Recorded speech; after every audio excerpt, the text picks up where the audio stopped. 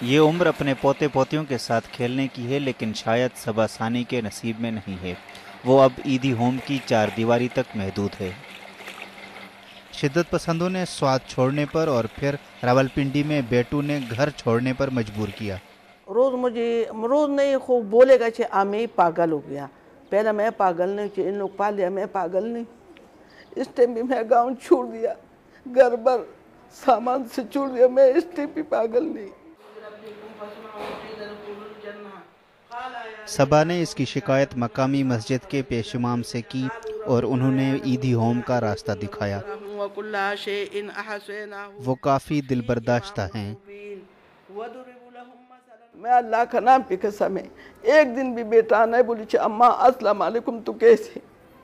मेरा दिल है कि मैं इधर रहना, आप मुझे बताओ इस घर पे कोई रहना कि ना बातें ना शादी, मुझे क्या ज़रूरत है।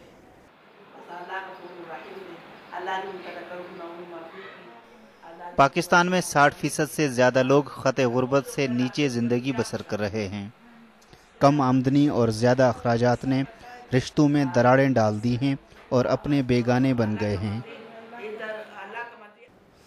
इस घर में कुछ और भी ख़वातीन हैं जो सीने में दर्द समाए अपनी ज़िंदगी के पल गुजार रही हैं, जो सबा सानी को एक घर और एक ख़ानदान का एहसास दिलाती हैं।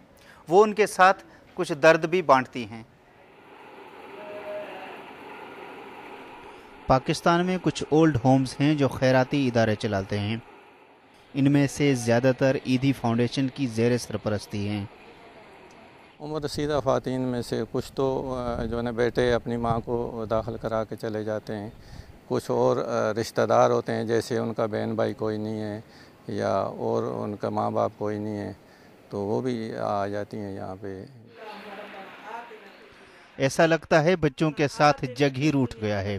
सबा सानी सुबह शाम मुंतज़िर रहती हैं, मगर उन्हें नाउमीदी देखनी पड़ती है।